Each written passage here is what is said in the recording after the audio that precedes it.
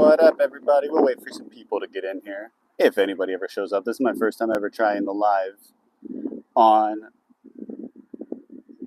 YouTube, so we'll see how it goes. I don't even know how this works or anything like that. So let's see. I'll share it out to a few people.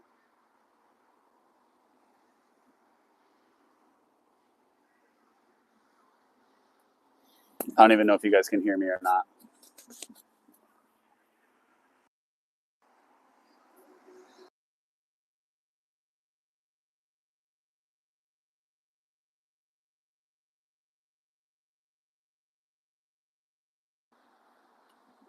Can I flip the camera? Oh, we got some people in here. What's up, y'all? Let me know. I don't know if I can. This is my first time ever going live on YouTube, so I'm kind of excited. We're out at the San Pasqual battlefield today. Somehow got a little bit lucky that I got to even get inside a little bit, so that was pretty cool. Didn't get to go into the museum. That wasn't open or anything like that, so which is a bummer. So, yeah. Just hanging out. Right behind me. Right behind me here, we have the San Pasqual Monument. I think I could flip my camera. Yeah, there we go. Right here, it's the bloodiest battle that ever has occurred on California soil. As you can see right there, December 10th through the 18th. Excuse all the cars in the background. It's on the middle of a street. We're also going to take a walk all the way up there as well. I didn't notice that one earlier, but there seems to be another monument. We're on Kumeyaay Indian ground. So this is kind of cool. And all out here is where the whole battlefield occurred. And up through these mountains, you have Mule Hill, all of that stuff out here, which is pretty cool. But yeah, that's kind of, the battlefield's been closed, and I was able to go talk to a docent actually, because I got super lucky that it was even open at all. I was able to talk a docent's ear off for probably about, I don't know, 20, 30 minutes and be able to get some more insight onto the battlefield, which is pretty cool. But yeah, there's another part of the monument I haven't seen yet. Nobody has chatted yet, so that's okay. Battlefield of San Pasqual, December 6th, 1846. Brigadier General Kearny commanded United States forces. But yeah. Hey, we got 4 people in here. What's up, y'all? We're just checking out the San Pasqual battlefield out here just a little bit. Just figured I'd go live because I don't think I'm going to post a video today. But if you're interested at all, Wagwan? What does that mean? But appreciate you coming by. But yeah, I'll show you guys. I'll go back and show this over here real quick. Just had to walk back down the hill. Excuse all the noises. We are on a busy freaking street. So here, let me see. Right here is this is the marker for it. We can get closer. These are all the men that were killed in this battle.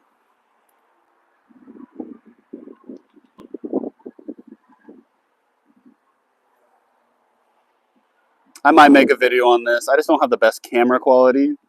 My camera's all scratched up, so I apologize. This is also my first time ever going live for anybody. So right over here, this is where the main parts of the battle took place. It's now a busy road out in San Diego, California. That is my vehicle. This is Mule Hill. This is where a large part of the fighting happened. This is on Kumeyaay land, Kumeyaay Indian or Native American land. This is where this battle occurred. Initially 19 Americans were killed in the battle. 2 would be wounded, past being able to be saved, and then they would initially die from their wounds from this battle. So that brings the total up to 21. But there also was another 15 or 16 injured. And also, there was also another, I think it was, another one was missing in action, presumed killed. So you have that right there as well. which is makes it the bloodiest battle because the Californios and the Vaqueros that we were fighting against, they were not a trained army whatsoever, and they didn't even. Some of them had guns, some of them didn't. We had the Americans had a strength of about 150 soldiers, while the Vaqueros and Californios was somewhere anywhere from 95 to 120, and that was essentially it was just kind of a bloodbath. And we didn't kill any Californio and or Vaquero. It just kind of went in and out, and I think we wounded 16, 12 to 16 as the rough number that I'm trying to remember off the top of my head. I'm not an expert on the battle, but it was anywhere from 12 to 16 wounded, and we were able to capture one of them. But what makes it cool, I'll pan back out. This is, so you have Ramona. If you're familiar with California at all, or San Diego, which probably I doubt anybody is, but Ramona is up that way. That is where they met up with Marine Captain Captain Gillespie, and this is where the main majority of the portions of the casualties happened down here when the Vaqueros and Californios clashed with the Americans. Also, another really awesome fact about this battle that I very much enjoy, it is the longest march consecutively, unsupported march from, I forget exactly where the starting point was, but I think it was over like 1,700 miles. That's around 1,700 miles or so that this army unit that was under General Kearney marched with no support. They met up with Kit Carson. Kit Carson gave them horrible information, so he had to send back 350 of his men because I think his total strength was roughly going to be around 500. In the Battle of San Pasqual, there was over 120. It was 150, I believe was the number, 150, 160. And so that's kind of where we're at right now. He met up with Kit Carson around Santa Fe, I believe it's New Mexico. He then has to send back 350 of his men because he can't feed them all. That's where this could have turned completely disastrous. This could have been something that you have in the textbooks that we learn about throughout school, but it didn't become that, which is thankfully. Because by the time they reached Ramona, which is about 25 miles from where I'm currently sitting at right now, they were on half rations a day. So imagine if they added 350 of those men, could have turned into like a Jeffrey Dahmer type of situation where they're eating each other, or eating people that have passed away. That is something that could have potentially happened. That is a what if that could have happened. So when they got out here around Mule Hill where the battle took place, right out here, that is where they were killing their mules, they were killing their horses. Excuse me, loud motorcycles. I apologize. I don't know how well if you can hear that. Hey, let me know in the comments. Can you guys hear me well? Because I'm trying a mic setup right here that I just got. Also, let me know. I don't know. I just got done disc golfing and I was kind of in the area over here. But like I was saying, right where I just showed you guys, right where the cars are at, that's where they started killing their mules and eating their mules. And then if you're new to the stream, I'll get back up and show again. That's the monument. This was dedicated, I believe, in 1925. But what really bugs me, what genuinely really bugs me about this whole situation is California is not supporting keeping this park open. And this is a significant piece of history that I feel like needs to be seen, needs to be educated. Ever since COVID hit, they're not open. I was lucky enough to be able to get in today for the last like 20, 30 minutes and was able to talk with a docent that does the reenactments of this battlefield. And he has no idea when they're ever going to be opened again. And that's just such a shame because the museum's not open with all of the artifacts from this battle. And I'm just like, as a native San Diegan, it really pisses me off because I'm like, this is a piece of history. 21 Americans died in this battle, one missing in action, another 17 were wounded. And yet they're just going to close it down. It's also the Native Americans are the reason why the Americans were able to win this battle as well. Because I forget, excuse me, I believe her name was Felicita, was the Native American. She was the daughter of the chief, and she was able to help negotiate to tell the Californios to stop attacking the Americans. because the Californios and Vaqueros wanted to wipe the Americans off of their land, and that could have been poor. It could have turned out completely different. We could have seen 150 captured with 30, 40, 50 more killed, if not all of them killed. Kind of like it would have turned into maybe an Alamo situation. It would have turned into more bloodshed in the long process. But the Native Americans helped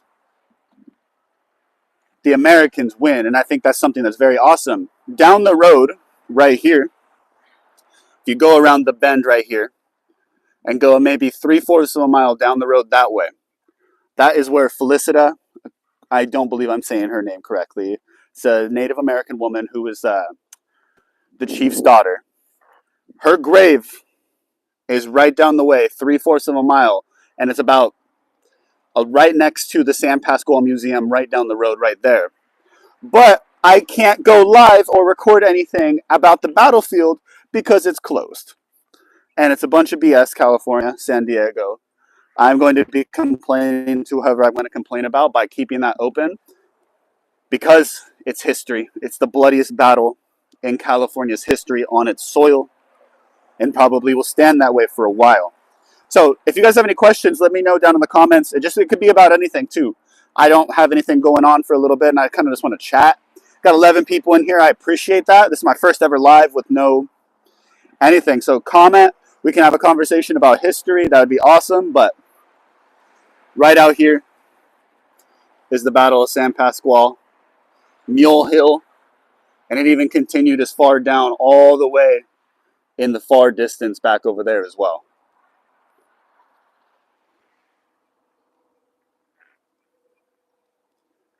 This is, to me, I very much enjoy this. I'm super stoked to kind of share this with you guys. I don't know how many people have ever heard of the Battle of San Pasqual. I don't know if you've ever heard anybody on YouTube talk about it, but this is something that's super interesting to me because I am a San Diegan. This is super awesome. I enjoy it. This is really the only history that's near me, which is cool. It is like the only history that's near me. I'm going up in the future this summer around June, July. I'm going to be going up to the Battle of Little Bighorn. I am super stoked about that. The next couple months, I'm going to be cramming as much information I possibly can into my brain about this battle. And I'm super stoked. And I'm excited to get it done. Maybe get some content out for you guys. Would you guys want to see a battlefield tour? I mean, obviously, I'm not going to be as good as like the History Traveler. I believe that's who it is. Underground History, I believe who it is, that just did a battlefield tour with Jocko and all of them. So, yeah, I'm just overall super excited. You know, I appreciate all the support. You know, I'm a 25-year-old San Diegan just looking to make history content, and we're close to 3,400 subscribers. I think you guys have been killing it, helping support me. I'm just gonna keep grinding out videos. I don't even get paid for anything that I'm doing right now. It's just for the love of history. I don't make any money off of doing this whatsoever. If you ever did want to support, I do have a Patreon. You don't have to. It's $2 a month. That's it. It's just helping to get better equipment. With the Patreon money that we had, I actually bought this mic that you have right here. I actually bought that from the 3 patrons that I do have. So that's super cool. But yeah, this is the Battle of San Pasqual. I mean, I know we got 6 people in here. I'd love to talk, so I'm not just talking to myself. I'm not a big conversationalist. Just one-on-one. I don't think I can keep that up. But this is the face of Liam in history. This is who it is. I'm super stoked to keep making content. Is there anything that you guys would like to see in the future or anything like that? I know that Nobody's Home kind of tones. He said some stuff. I don't know what wag one is and blood clot. Super confused on what that means in the chat, but yeah. We got 7 people in here, and I appreciate it, guys. We're at the Battle of San Pasqual. We're at the monument because the park is closed, unfortunately. We don't know when it's going to be back open because of COVID, when COVID wasn't even a thing. It's not really a thing anymore. It's 2024. It's been over 4 years. It should be back open. That's kind of BS because I want to go tour it. Never got a chance to tour it. They don't even do the reenactments anymore, which is a freaking bummer. because I would have loved to have been able to be a volunteer to be able to go do that, and it'd be just awesome, you know? Come on, let's get some comments in the chat here. I want to talk to you guys, pick your guys' brain. We could talk about some history. I want to start doing these lives like once a week, but try to plan it out a little bit better. Maybe like once a week, go live for a couple hours, just talk history. I want some book recommendations. I'm kind of stuck on some books that I need some more of. I feel like I've read every single book about Band of Brothers, the Pacific, that I could possibly read, because I feel like my area of expertise is World War II. I feel like I know the most about World War II. I don't know enough about World War One, the Civil War. Obviously, like, I know the basics of like why we fought, what are the reasons, like the very baseline that everybody knows about, that knows about history. I know the baseline of like World War One, Civil War. I'm learning more and more about I don't know. I've been drawn like to the War of 1812 a lot, because I got to visit when I was visiting one of my friends up in Perrysburg, Ohio. We went to Fort Meigs, which was a giant battleground because it was right on the Maumee River, and that's where the natives were coming in. Not the natives, excuse me. That's where the British were coming in, sailing in, and Fort Meigs was just a fort that overlooked the whole valley. I have videos of it. I don't think I can pull videos up while we're live, but I have videos of that maybe I can post on my channel, just of that battlefield. But I also wasn't making history videos at the time. I just started this in December, and I appreciate all the support, man. I don't even make money doing this. I literally, like I said, I do this for the love of history. I have a full-time job. I'm still a student. This is just what I enjoy doing, and I couldn't be happier with almost 3,400 subscribers, all of you guys that support me. If you're new as well and you like the content or want to see new content, check that out. That's a cool looking car. Just passed by right there. Yeah, it's a bummer that it's kind of like in the middle of a road where I'm at. But yeah, let me know. What are you guys thinking? I need a haircut. So I appreciate this. There's been concurrent 7 people in here. Literally, I can't thank you guys enough. For anybody that's new, I'm sorry if you've already seen this, but I just want everybody to see this as well. Check that out. This is the monument of the San Pasqual battlefield. Hey, what's up?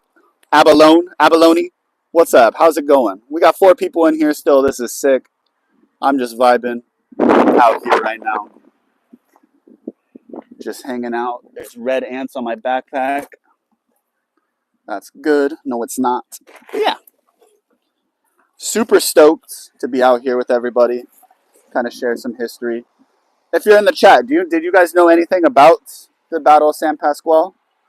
Where is it? So right now, I'm at the Battle of San Pasqual. I'm a San Diegan. I live in California. This is the battlefield site. This is Mule Hill. Battle of San Pasqual is the bloodiest battle to occur during the Mexican-American War on California soil. Initially, 19 Americans were killed during this battle. Another 17-ish wounded. 2 of those wounded would die. They would die in action. Die from their wounds. So that brings the total up to 21 killed in action. And 1 is missing in action still, so obviously presumably dead. So bring the total up to 22 Americans killed. They were fighting the Vaqueros/Californios. The Vaqueros and Californios sustained about anywhere from 12 to 16 casualties. And that is when they didn't lose a single man. 1 man was captured, and that is the basis of the Battle of San Pasqual, which is super cool because a lot of things around me growing up, like there's a Gillespie Field, which is an airfield that's named after the Marine captain Gillespie, which is super awesome. You have General Kearney, who was in charge of all these men. We have a place called Kearney Mesa, named after General Kearney. So it's just something that's super awesome. I'm getting absolutely sunburned. I am so white, and I am just getting absolutely fried, but that's okay. So, yeah, is there any other questions? Because I just want to answer questions. Talk about history. That's what I'm out here for. Just kind of hanging out. I appreciate you stopping by and commenting. I love when people comment. Just kind of hang out with me. I don't know if you guys can hear me well. Can you guys hear me well? I forgot my sunblock. I know I'm an idiot. I've been out in the sun all day, and I'm sure the wind is absolutely destroying the mic. So I'm sorry. Yeah, we're down to my favorite history story or anecdote. That's a good one. Favorite history story. I think personally, my favorite history like anecdote. There's so many that I enjoy. I think more of like a. There's this There was this man during the Vietnam War. His name was Dick Thompson. He was a part of SOG, which is Studies and Observation Group. It's MACV SOG. Um, and he forgot his rifle. He forgot his Car 15. And he got on a helicopter to try to help rig up this jungle penetrator, which was able to get down in the jungle and extract these Green Berets who were part of SOG. And he forgot his rifle like an idiot and he ended up being a one-man bright light team, which a bright light team was the people that went in to go save them. He went in and he jumped onto the jungle penetrator and he ended up falling down about 100 feet onto the trees, was able to fall down all the branches and still lived and was able to find the team and help extract them. It was on a Jocko podcast. If you look up Jocko podcast, Dick Thompson, I think it was the second episode they did together. That would be my favorite. I think it's actually badass, but it's also it's just interesting that one man kind of like Rambo kind of style did that. I think that's cool to me, but yeah. What about you? What would you say your favorite is? Because maybe I can make a video on that because that'd be kind of fun. Yeah.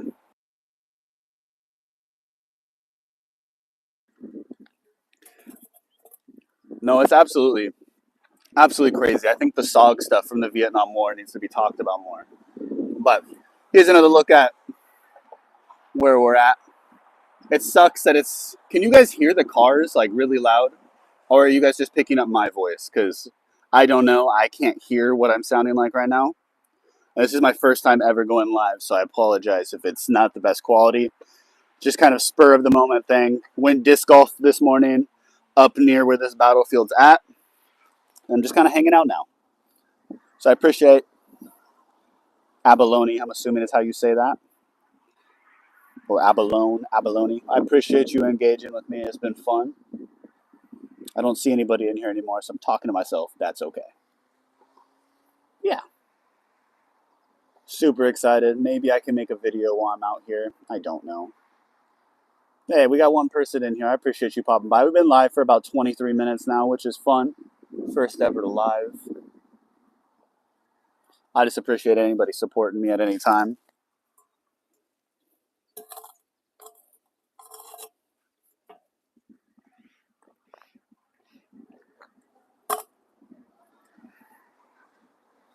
Yeah. But if you guys are new, I appreciate we got a like on the stream. Heck yeah, let's go. First like of the stream. Yeah, we're just hanging out here on the battlefield, getting sunburned. Gonna go to a brewery later and just kind of hang out for the rest of the day. But just figured I'd come on live, sit out in the sun a little bit, and just kind of hang out. We've had as many as 13 people in here, so that's a success to me. I think that's dope. You know, try to get into the live stream game. Yeah. Overall, I'm just a history student that likes making history videos, and I have almost 3,400 people that have subscribed. So hopefully you like my content, or you just subscribed because you feel bad. Either way, I'll take it. You know, it's kind of crazy because I don't even know who I'm rambling to right now. But if you're here, drop a comment. We can have a conversation. I'm just down to, yeah, just talk. Gives me something to do, you know. Because I have about a 45-minute drive ahead of me, so I don't really feel like driving at the moment. Just also need to, yeah. Oh, heck yeah. What video did you see that made you want to subscribe? Do you remember what it was? Because I'm trying to get better at making longer form content I don't want to be known as just a YouTube Shorts channel. That's mainly not what I want to do, because I feel like it's frowned upon in a lot of ways. But it's just hard because I don't have access. Well, that's good. I think most people have found me from YouTube Shorts. My longer form content doesn't always do as good, but that's okay for now. I'm happy with 400 or 500 views. Like, that's totally fine with me. So it's but yeah, I'm just trying to make longer form content. It's just harder because I don't have the resources to purchase licenses to be able to use historical footage. A lot of it's pictures, and I can rarely find Creative Commons videos on YouTube that I can use, like historically accurate footage for videos. It's harder to find. So yeah, that's the only impasse I'm at, and trying to figure out how to make more entertaining videos about history. Because a lot of the history videos that I see, that I even do myself, it's more of my just talking. Like, that's why I enjoy the Fat Electrician videos so much, because they might not be the most historically accurate, but they're entertaining and they're embellished a little bit. And that's what I enjoy. History is supposed to be fun. This is why people hate history. This is why a lot of people hated history growing up, because it's just like, oh, you just memorize facts, you just memorize dates. That's all it is.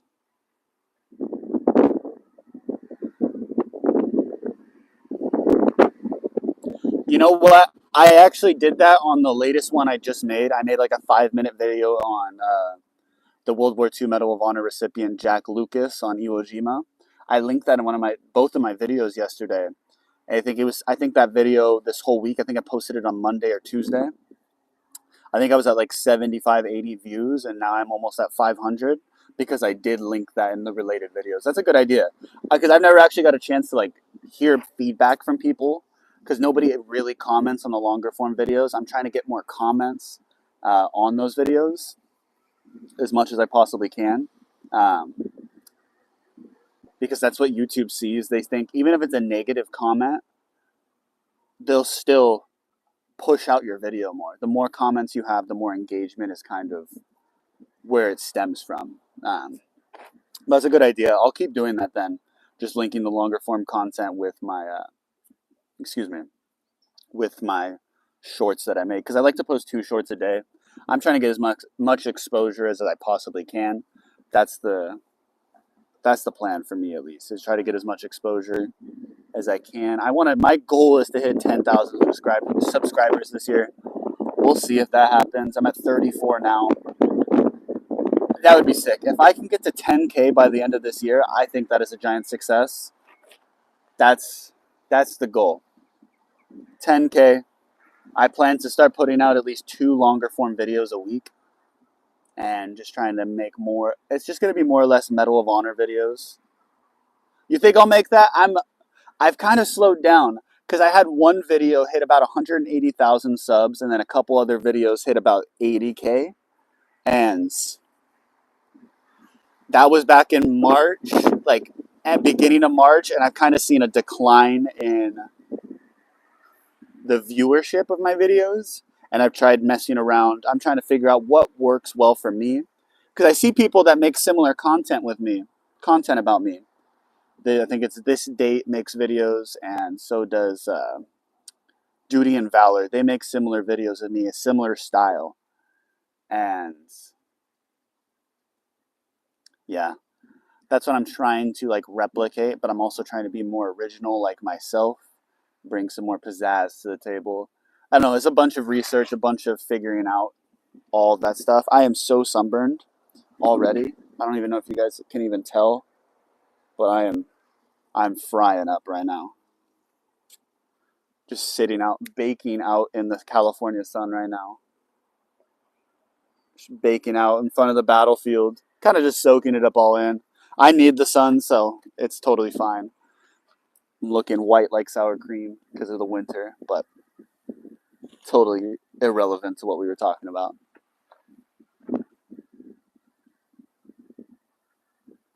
Yeah, I gotta take care of that. I know. I just don't have sunscreen, and I've been outside since 9 a.m. today. So good a good 5 hours of being out in the sun. But yeah, any questions or anything like that? I'll probably be on here a little bit longer. I'm down to answer just what kind of videos you would want to see, like what interests you. Because if there's something that interests you, I could totally make a video on it, make a YouTube short, something like that. Oh, most definitely, it's gonna hurt. It's all right. It is okay. I've had worse. I've had way worse. Yeah, anything, any videos, I'm totally down to take suggestions on anything. Also, quick question for anybody that is in here. How did the live stream pop up? How did you guys find that I was live? Because I'm just curious. I don't know how YouTube works. I don't know if it sends out notifications. Historical scandals and heists. Do like a Watergate. I'm trying to think of like scandals and heists. I mean, Bonnie and Clyde. Those are like the ones that I can think of. You would have to give me some specifics on that, because that's not something in history I don't think I've ever really looked into as well, because that actually kind of intrigues me a little bit.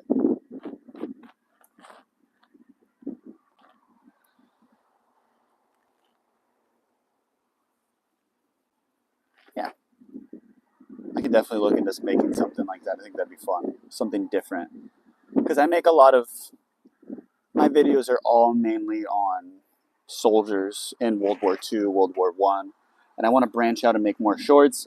I've tried to branch out and make shorts about. Oh, that's cool. Does it pop up in the shorts feed because I have a vertical live, or does it pop up? Okay, I mean that's something I'll figure out. But I appreciate it. Abalone, I think I'm gonna get going, and my other ghost in the chat. I appreciate you guys stopping by. I'm gonna try to make it a point to go live once a week. Check the community tab under my channel. I like to post there at least 4 times a week, highlighting a different soldier, or if there's any updates. Because I could be rebranding my channel name here soon, and a lot of them in British history. Dope. I'll definitely check that out for sure. That'll be something I can look up to and listen to, maybe like a podcast about a couple. So I'm gonna need that aloe for sure. But hey, check out the community tab. I'll let you guys know when I go live again. I appreciate you guys stopping by. Love you guys. We're almost at 3,400 subs.